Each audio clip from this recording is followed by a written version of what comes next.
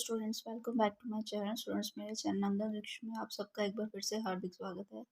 जैसे कि आपको पता है स्टूडेंट्स, मैं आप सबके लिए थ्योरी नोट्स लेकर आती हूँ, जिसमें हमारी नई सीरीज स्टार्ट हुई है, जिसमें हम पॉलिटिकल साइंस के थ्योरी लेक्चर्स उनकी प्रिपरेशन कर रहे हैं।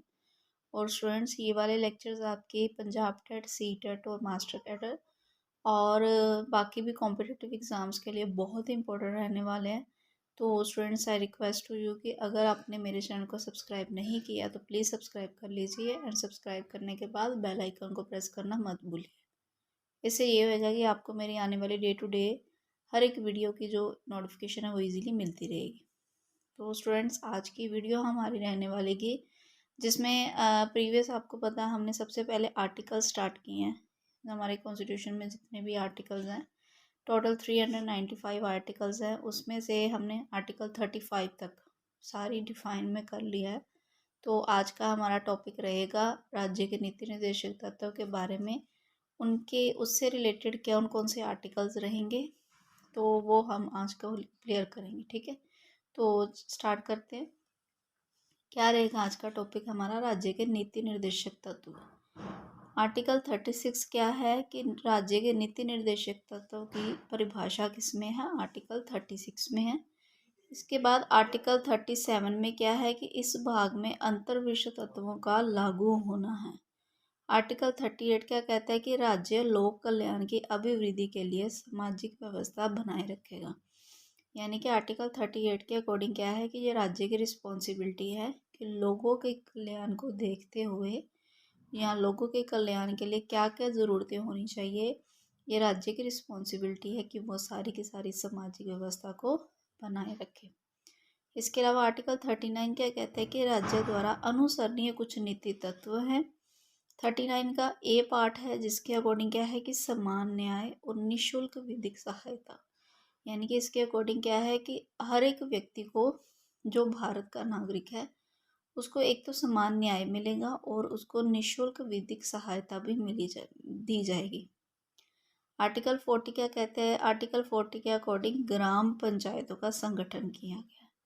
दैट इज़ मोस्ट इम्पोर्टेंट कि ग्राम पंचायतों का संगठन किस आर्टिकल के अकॉर्डिंग है, तो वो आर्टिकल 40 के अकॉर्डिंग है। नेक्स्ट आर्टिकल 41 के अकॉर्डिंग कि कुछ दशाओं में काम, शिक्षा और लोक सहायता पाने का अधिकार है।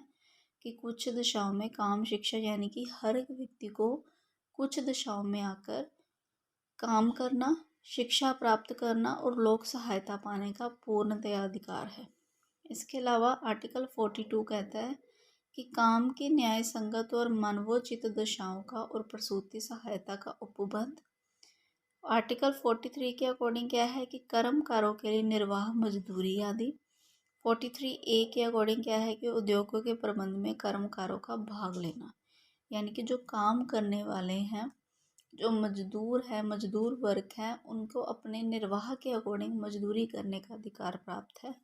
और क्या है, 43 ए के अकॉर्डिंग क्या है कि वो उद्योगों में भी मजदूरी कर सकते हैं। 43 खा क्या कहते हैं कि सहकारी समितियों को बढ़ावा दिया जाए।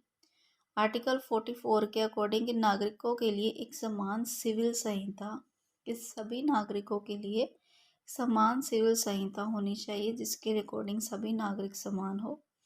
45 आर्टिकल के अकॉर्डिंग क्या है कि बालकों के लिए निःशुल्क और अनिवार्य शिक्षा का उपबंध किया जाए। कि बच्चों के लिए निःशुल्क और अनिवार्य शिक्षा का उपबंध किया जाए। 46 के अकॉर्डिंग क्या है कि अनुसूचित जाति, अनुसूचित जनजाति, अन्य दुर्बल वर्गों की शिक्षा, अर्थ संबंधी हितों की अभिवृद्धि। यानी कि कोई भी नागरिक, चाहे वो अनुसूचित जाति से संबंधित हो या अनुसूचित जनजाति से संबंधित हो या फिर दुर्बल वर्ग का भी हो, उसको शिक्षा और अर्थ संबंधी समान हितों की अभिवृद्धि होनी चाहिए। आर्टिकल 47 के अकॉर्डिंग क्या है कि पोषाहार स्तर और जीवन स्तर को ऊंचा करने और लोक स्वास्थ्य को सुधार करने का राज्य का कर्तव्य है। कि 47 आर्टिकल क्या कहता है कि ये राज्य का कर्तव्य है कि उसके राज्य में रहने वाले सारे लोगों का पोषाहार, यानी कि उनको खाने के लिए जो चाहिए, कि उनको जीवन जीने के लिए जितनी सुविधाएं चाहिए, वो सारी की सारी उपलब्ध करवाई जाए। इसके अलावा आर्टिकल 48 क्या कहता है कि कृषि और पशुपालन का संगठन होना चाहिए। 48A के अकॉर्डिंग क्या है कि पर्यावरण का संरक्षण और संवर्धन और वन्य जीवों की रक्षा। 48A के अकॉर्डिंग क्या है कि पर्यावरण का संरक्षण किया जाए और संवर्धन किया जाए। वन और वनों में रहने वाले जीवों की सुरक्षा भी ये एक उत्तरदायित्व है। आर्टिकल 49 के अकॉर्डिंग क्या है कि राष्ट्रीय महत्व के संस्मारकों, संस्थानों और वस्तुओं का संरक्षण किया जाए। आर्टिकल 50 के अकॉर्डिंग क्या है कि कार्यपालिका से न्यायपालिका का पृथक्करण, यानी कि कार्यपालिका जो काम करेगी उसके बाद न्यायपालिका, जिन दोनों का आपस में जो पृथक्करण होगा वो आता है आर्टिकल 50 के अकॉर्डिंग। और आर्टिकल 51 क्या कहते हैं कि अंतर्राष्ट्रीय शांति और सुरक्षा की अभिवृद्धि हो, कि इंटरनेशनल लेवल पर देश के साथ शांति और सुरक्षा बनाए रखनी चाहिए। तो स्टूडेंट्स, ये जो नीति निर्देशक सिद्धांत थे ये आर्टिकल 36 से लेकर 51 तक थे। ये याद रखना, ये बहुत ही इम्पोर्टेंट टॉपिक एग्जाम्स में रहने वाला है, तो इनको अच्छे से देखना। नेक्स्ट आ जाता है हमारे मूल कर्तव्य। मूल कर्तव्य आर्टिकल 51A में क्या है, हमारे मूल कर्तव्य। ये कई बार एग्जाम्स में क्वेश्चन आ सका है कि हमारी जो फंडामेंटल ड्यूटीज़ हैं वो कौन से आर्टिकल में है, तो वो आर्टिकल 51A में है।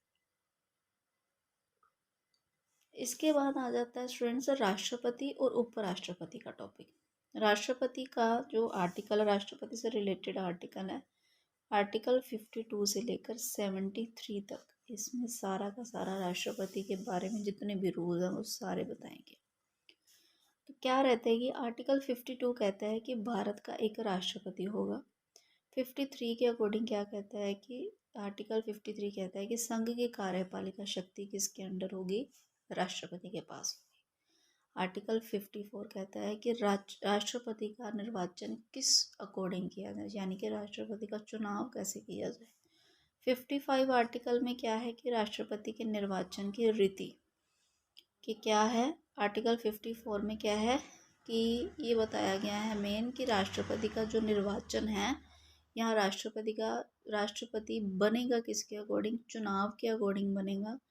तो आर्टिकल 55 में क्या है कि उसके चुनाव होने की रीति, किस तरीके से चुनाव किया जाएगा। आर्टिकल 56 में क्या है कि राष्ट्रपति की पदावधि, राष्ट्रपति का जो टाइम पीरियड है 5 साल का, वो किस में है, आर्टिकल 56 में है। आर्टिकल 57 में क्या है कि पुनर्निर्वाचन के लिए पात्रता, कि यानी कि अगर ज़रूरत पड़े दोबारा से चुनाव करना पड़े तो वो वाली किसके अकॉर्डिंग होता है, आर्टिकल 57 के अकॉर्डिंग होगा। आर्टिकल 58 में क्या है कि राष्ट्रपति निर्वाचन होने के लिए कुछ अहर्ता है, कुछ लिमिटेशंस हैं राष्ट्रपति का चुनाव करने के लिए। नेक्स्ट है आर्टिकल 59 के अकॉर्डिंग क्या है कि राष्ट्रपति के पद के लिए शर्तें, ये वाले क्या है, कुछ कंडीशंस है कि राष्ट्रपति का चुनाव कैसे होना चाहिए, किस तरीके से होना चाहिए, या कौन व्यक्ति राष्ट्रपति बन सकता है, ये सारा आर्टिकल 59 में। आर्टिकल 60 क्या कहता है कि राष्ट्रपति द्वारा शपथ प्रतिज्ञान, कि राष्ट्रपति जब राष्ट्रपति बनेगा तो उस टाइम पे उसकी शपथ का क्या प्रावधान रहेगा, वो सारा किस में है, आर्टिकल 60 में। आर्टिकल 61 में क्या है कि राष्ट्रपति पर महाअभियोग चलाने की प्रक्रिया, यानी कि अगर राष्ट्रपति करप्ट है या फिर राष्ट्रपति का काम देश के विरुद्ध है, या फिर गवर्नमेंट को लगता है, बाकी मंत्रियों को लगता है कि वो राष्ट्रपति ठीक नहीं है देश के लिए, तो क्या चलता है, राष्ट्रपति के अगेंस्ट एक महाअभियोग अभियान चलता है, जिसके तहत क्या राष्ट्रपति को उसके पद से हटाया जा सकता है। तो ये कौन सा आर्टिकल है, आर्टिकल 61 में। ये बहुत इंपॉर्टेंट क्वेश्चन है, इसको ध्यान में रखना। इसके बाद आर्टिकल 62 क्या कहता है कि राष्ट्रपति के पद में रिक्ति को भरने के लिए निर्वाचन करने का समय और आकस्मिक रिक्ति को भरने के लिए निर्वाचित व्यक्ति की पदावधि, यानी कि आर्टिकल 62 में क्या आता है कि अगर राष्ट्रपति की मृत्यु हो जाए या राष्ट्रपति को पद से हटा दिया जाए महाभियोग द्वारा, तो उस टाइम में अगर राष्ट्रपति की मृत्यु हो जाती है तो उस टाइम पे किस तरीके से चुनाव करवाया जाए या कैसे किसी को राष्ट्रपति पद पर बिठाया जाए, वो सारी प्रक्रिया। और दूसरा है कि अगर राष्ट्रपति पद खाली हो जाता है किसी भी कारणवश या महाभियोग चलाने पर, तो उस टाइम पे किस तरीके से सारी निर्वाचन प्रक्रिया रहेगी, वो सारी की सारी किसमें, आर्टिकल 62 में। आर्टिकल 63 में क्या है, भारत का उपराष्ट्रपति के बारे में बताया गया। इसमें क्या आ जाता है, भारत के उपराष्ट्रपति का आर्टिकल 64 में उपराष्ट्रपति का राज्यसभा का पदेन सभापति होना, यानी कि आर्टिकल 64 के अकॉर्डिंग क्या बोला गया है कि जो उपराष्ट्रपति होगा वो राज्यसभा का पदेन सभापति होगा। आर्टिकल 65 कहता है कि राष्ट्रपति के पद में आकस्मिक रिक्ति के दौरान या उसकी अनुस्थिति में उपराष्ट्रपति का राष्ट्रपति के रूप में कार्य करना और उनकी मृत्यु को, यानी कि आर्टिकल 65 के अकॉर्डिंग क्या है कि अगर राष्ट्रपति का पद खाली हो जाता है तब उस टाइम पे जितनी देर तक नया राष्ट्रपति नहीं आता तो उतनी देर तक उपराष्ट्रपति उसकी कैसे शक्तियों का प्रयोग करेगा, क्या काम करेगा, वो सारा का सारा किसमें, आर्टिकल 65 में बताया। नेक्स्ट आ जाता है आर्टिकल 66। इसमें क्या है, उपराष्ट्रपति का निर्वाचन प्रक्रिया, किस तरीके से चुनाव होगा। आर्टिकल 67 कहता है कि उपराष्ट्रपति की पदावधि कितने समय के लिए चुनाव होगा।